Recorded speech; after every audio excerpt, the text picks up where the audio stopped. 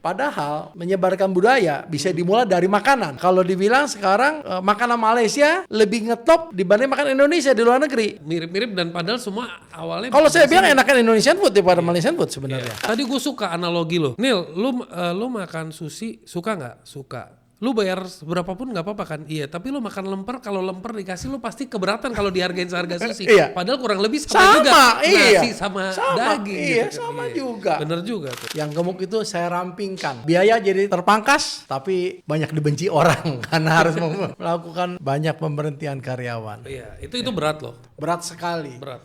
Dan tidak enak hidup saya.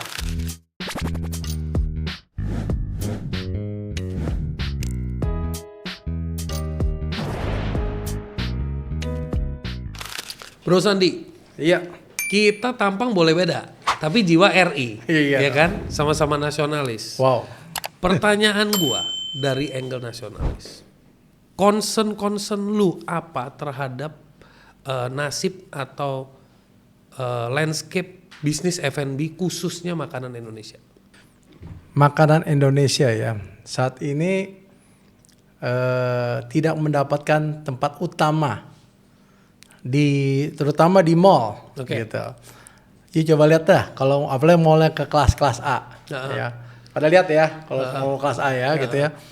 Pasti yang paling depan itu adalah di lantai dasar tuh hampir semuanya didominasi oleh kopi atau bakery dari luar semua. Oke. Gitu. Untuk restorannya didominasi sekarang sama semuanya makanan Jepang. Dengan Western, Jepang, Korea. Iya. Indonesian food biasanya ditaruhnya di dekat bagian belakang, ujung. Kenapa? Itu soal mungkin ya bagi mall ya, gitu ya. Lebih high profile makanan luar kali ya, gitu ya. Jadi kalau selalu diutamakan makanan-makanan asing itu selalu diutamakan. Oke, bro, dari perspektif, lu kan tadi ngomong begitu. Perspektif lu menurut lu si mall mungkin mau cari cuan, which is nggak salah kan? Ya. Nggak salah kan? Tapi menurut lu orang Indonesia, pengusaha makanan Indonesia sendiri bisa nggak bangun value setinggi itu? Agak berat. Kenapa? Ya karena gitu, masyarakat Indonesia juga lucu menilai makanan Indonesia itu selalu murah. Oke, berarti udah dari dulunya udah salah programming Salah, nih. iya. Oke. Makanya merubah mindset orang Indonesia ini agak susah. Kalau semuanya berbau ke barat-baratan, ke Jepang-Jepangan, mereka tuh semuanya bersedia untuk bayar lebih. Karena mereka masuk lewat budaya ya. Iya. Masuknya TV serialnya masuk, filmnya masuk. Iya. Ya kan semuanya masuk, makanannya masuk. Iya. Jadi budayanya bisa keluar ke luar negeri. Itu dia. Kita belum bisa punya budaya yang kita dorong ke luar negeri ya. Padahal menyebarkan budaya bisa dimulai dari makanan. Yes. Ya kan? Iya. Makanya kalau dibilang sekarang makanan Malaysia lebih ngetop dibanding makan Indonesia di luar negeri. Iya. Ya. Padahal ya mirip-mirip dan padahal semua awalnya. Kalau saya bilang enakan Indonesian food daripada Malaysian food sebenarnya. Ya. Ya, teman-teman yang Malaysia ini cuman POV pribadi. Point of view pribadi. Iya. Tapi kalau mau diserang-serang aja nggak apa-apa gitu kan. Karena saya jual makanan Indonesia. Oke, anyway. Jadi saran lu apa kepada pengusaha atau pemilik mall? Saya rasa pemilik mall atau pemilik lahan itu tolong rasa nasionalis ditingkatkan. Oke. Berikan tempat yang terbaik untuk produk-produk Indonesia. Iya, berikan Ya, porsi lah porsinya. ya. Porsi. Saya nggak tahu Iya. apakah ini harus melibatkan kementerian untuk memberikan instruksi. Mungkin pihak kementerian bisa membuat Regulasi. Kementerian atau Pemda bisa membuat regulasi yang memberikan sekian persen porsi untuk mengutamakan Itu dia. khusus buat pebisnis yang memang sudah di level medium up yang memang udah quality lah ya, udah sustaining ya. Ya. Brands yang memang berkualitas local food. Terus kalau ada greget-greget gitu nggak sama kementerian atau sama siapa? Banyak. Oh banyak ya. Jangan diceritain di sini nanti aja kalau gitu. Ya karena menurut saya omdo ya, gitu ya. Okay. Ya kalau bahasanya Pak Prabowo omon-omon, Iya, omon-omon doang gitu kan. Ya, kalau tapi semoga pemerintahan sekarang membuktikan bahwa bukan omon-omon. Semoga. Ya, kita doakan, kita punya positive thinking, tapi yang paling penting kita tetap doing aja ya. Iya. Doing what we can do. Ya, tapi kita mulai dari diri kita sendiri gitu. Yes. Ya, jangan kalau ke mall selalu carinya sushi, Iya. selalu nyarinya. Tadi gue suka analogi lo. Nil, lu makan sushi suka nggak? Suka. Lu bayar berapapun nggak apa-apa kan? Iya. Tapi lu makan lemper, kalau lemper dikasih lu pasti keberatan kalau dihargain seharga sushi. Iya. Padahal kurang lebih sama juga. Iya. Nasi sama daging. Iya, gitu. sama juga. Bener juga tuh. Ya, buat teman-teman yang ingin meningkatkan atau mau help, ya kita lebih bangun kesadaran untuk support local products juga. Dan buat local product owners, tingkatin juga lah. Plating stylenya, packagingnya ditingkatin juga kan. Ya. Jadi dua-duanya berusaha. Ya, iya kalau nggak susah ya. Coba ke PIK, daerah PIK. Sekarang di PIK 2 atau di pasar PIK, semua dikuasai Mancanegara semua. dari China. Iya. Kenapa?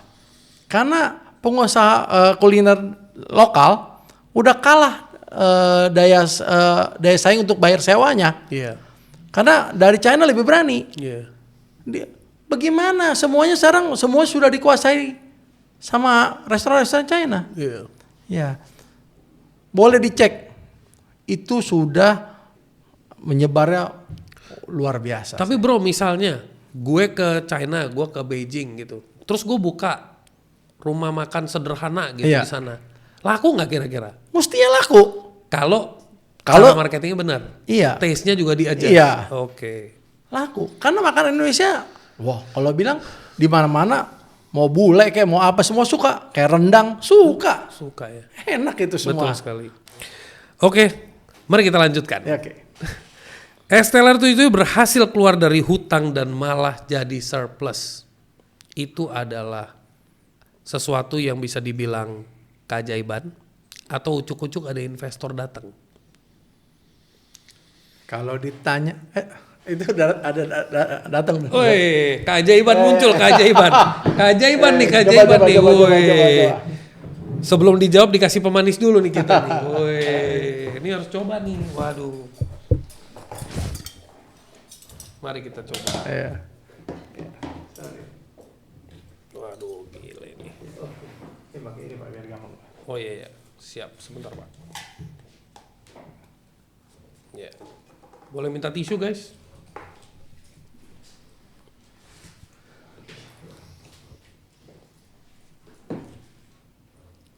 Wah, cukup. Siap. Thank you Pak. Pak, sorry Pak. Oke, thank you. Ini udah lama, gua makan Esteller waktu gua masih di kuliah kali 10 tahun yang lalu kali. Waduh.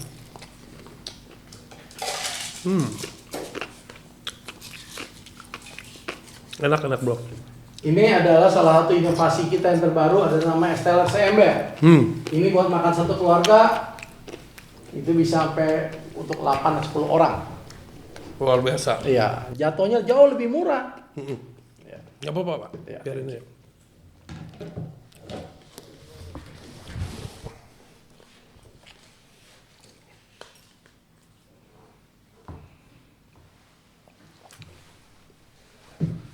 Iya Pak, jadi gimana? Keajaiban atau ada investor tiba-tiba muncul? Saya mesti jawab keajaiban. Oke.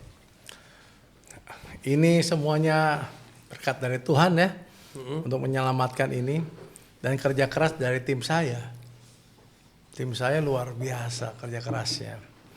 Ya, waktu saya mulai ada di sini, terus saya melakukan perampingan. Dulu Esteller itu memiliki struktur yang gemuk karena sudah 40 tahun, karyawannya sudah banyak yang usia lanjut gitu, yang sudah tidak produktif, otomatis yang gemuk itu saya rampingkan. Oke. Otomatis biaya jadi terpangkas, tapi banyak dibenci orang karena harus ya karena harus melakukan banyak pemberhentian karyawan. Iya, itu berat loh. Berat sekali. Berat. Dan tidak enak hidup saya. Iya. Karena tapi demi kebaikan Semuanya ya. ya, demi hidupnya ini kapal harus saya lakukan ini semua. Iya. Kadang-kadang memang sebagai leader kita harus mengambil hard decisions. Ya. Very very hard decisions. Ya, menjadi pemimpin itu bukan cuma masalah enak nggak enak. Yang terbaik untuk perusahaan. Ada yang bilang bro, F&B itu sekarang tuh, gue lihat tuh F&B tuh kayak bisnis yang paling cepat berkembang ya. Pesat banget ya. Jadi buka bisnis F&B tuh gampang. Tinggal punya duit, buka sistem waralaba, pasang iklan, langsung meledak. Itu lo setuju atau itu hanya kalimat-kalimat buat sang pemimpi aja? Itu banyak terjadi di PIK. Pengusaha-pengusaha kuliner di PIK. Anaknya pulang dari luar negeri. Orang tuanya punya duit. Nggak mau kalah gengsi. Bikin restoran. Rame-rame join. Bikin hari ini. 6 bulan kemudian tutup. Ganti merek. Oh, okay. Jadi banyak sekali orang salah kaprah. Gitu. Dia bikin restoran itu sekali lagi gampang. Sekali saya bilang. Kalau saya ngomong. Menutupnya lebih gampang. Bagaimana caranya? Saya bilang bikin konsisten, rame dan terus dan bertahan terus. Ya, itu butuh jam terbang, butuh jam terbang, ketekunan juga penting. Ketekunan, ketelitian, dan juga harus mengamati pasar. Jangan sedikit-sedikit. Oh, lagi musimnya boba, ikut main boba. Ada musim ikut main ini, gitu. Habis itu lihat aja, ada banyak yang ikut ambil franchise apa, hari ini buka besok tutup, hari ini buka besok tutup. Iya. Bro, dari pengalaman lu datang di dalam kondisi yang challenging, waktu STL challenging, dan lu berhasil menghadapi challenge itu, elemen-elemen atau faktor-faktor apa sebagai seorang leader, sebagai team player atau sebagai game changer yang lu bisa share atau lu bisa share ke gua atau ke audience? Elemen-elemen ini paling penting, prinsip-prinsip ini paling penting kalau lu mau jalanin perusahaan dan mau menghadapi tantangan. Oke. Kalau mau ini sedikit masukan ya. Ya. Kenali dulu apa kelebihan perusahaan Anda. Pelajari dengan benar kelebihan yang tidak dimiliki oleh perusahaan lain. Oke. Dari ujung ke ujung tuh ya. Iya. Bukan hanya dari barangnya tapi dari manajemennya, dari strukturnya, dari karyawannya, quality karyawan sampai ke ujung aja. Itu dia. Pelajari semua. Habis itu kita pelajari kelemahan kita apa. Yang kita kurang apa. Nah, dan kita harus juga berani menerima masukan, berani menerima kritik, dan berani juga berubah. Nah itu yang paling berat tuh, kalimat terakhir. Kalimat terakhir. Iya, berani berubah. Karena gini ya, kalau kadang-kadang karena merasa sudah pengalaman, biasanya orang malu untuk berubah. Gue udah punya style begini, nggak bisa. Ini gue tuh begini. Iya. Ya, kadang-kadang itu masalah ego. Iya. You berani nggak menurunkan ego? Tapi buat saya mesti menjelaskan bahwa kesampingkan ego untuk tujuan perusahaan. Kadang-kadang nggak enak, kadang-kadang tidak nyaman, tapi demi kebaikan perusahaan kita harus kesampingkan masalah ego. Yeah. Bro, dalam mengelola bisnis F&B, lu kan udah pengalaman, lu juga bukan cuma satu ini, lu punya beberapa bisnis F&B. Dan lu juga bukan ini satu-satunya, lu juga punya pengalaman mengambil alih perusahaan yang lagi tidak sehat dan lu jadiin sehat. Dalam proses itu, faktor atau departemen apa yang paling penting untuk diperhatikan dalam sebuah F&B itu? Apakah people-nya, apakah prosesnya, atau bahan bakunya? What is the element yang lu kalau nggak pegang ini banget lu mati? Kalau saya bilang people-nya. Karena kenapa? Kalau seperti bahan baku dan segala macam itu gampang dirubah. Kalau masalah orang personalnya, baik karyawannya maupun ownernya, itu juga nggak sangat berperan. Kalau kita mau maju, kita ajak berubah, tapi si owner tidak mau ikut juga, ya susah. Ya, tapi juga kalau karyawannya susah diatur, ya kita susah juga. Makanya tadi sempat saya bilang kan bahwa saya menjalankan ini dengan profesional. Saya tidak mau ada sangkut paut dengan masalah keluarga. Jadi saya bisa independen. Nah itu lebih untuk mengatur people yang ada di dalam perusahaan. Berarti foundernya Esteller termasuk keren dengan mentalitas yang jalanin 40 tahun, ketemu lu, dia siap bertransformasi. Ya, Itu nggak gampang loh. Ya itu namanya Ibu Yeni. Saya cukup salut sama dia di usianya yang sudah cukup senior, tapi dia punya semangat hidup yang sangat luar biasa. Dia memberikan saya kesempatan untuk berimprovisasi, dia memberikan saya wewenang untuk melakukan yang terbaik untuk perusahaan. Saya salut juga untuk semangat hidupnya, untuk visi misinya luar biasa.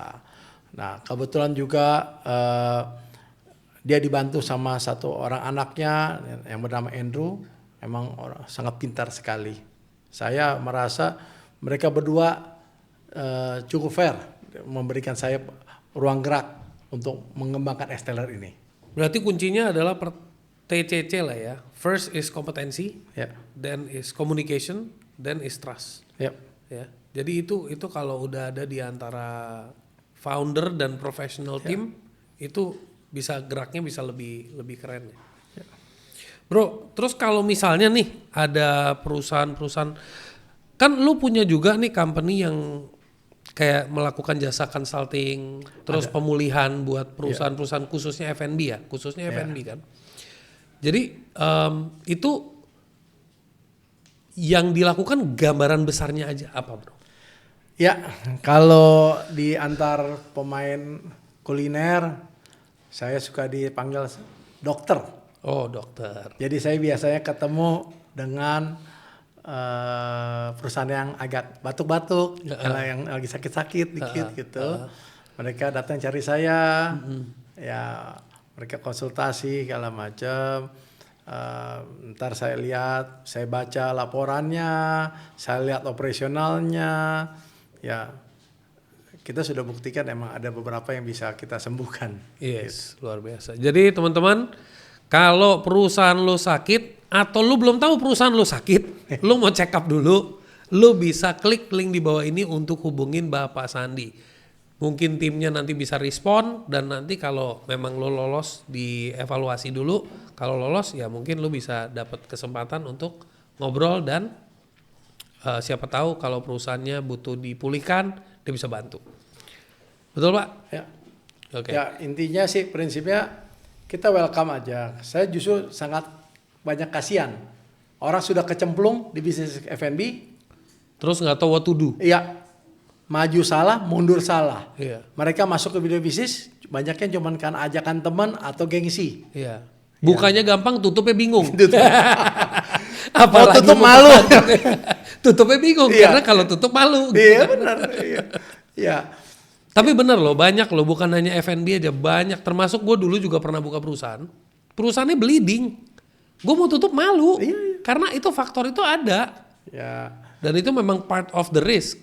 Intinya kita di yang bidang consulting ini tujuan nomor satu adalah membantu. Iya. Kita akan melihat, kita tidak ingin orang yang sudah berdarah-darah makin dalam. Itu mengerikan kadang-kadang. Ya kita pengennya kita datang, kita kasih obat, sembuh, malah bisa langsung sehat, segar, panjang umur. Jadi yang gue dapat dari spirit lo hari ini, satu, hargai makanan luar tapi jangan merendahkan makanan lokal. Tentunya. Ya kan? Satu. Kedua, kalau buka bisnis gampang, tutupnya jangan bingung gitu kan. Karena lebih gampang gitu ya. Yang penting lu kalau buka perusahaan pikirin dulu bisa bertahan nggak, bisa maju nggak gitu ya. Ketiga, kalau sakit hubungin Pak Sandi gitu. Betul nggak Pak? Siap. Thank you Pak. Saya thank you. Oke. Oke, semoga bermanfaat teman-teman Big Thinkers. Big things ahead will keep coming to you. See you.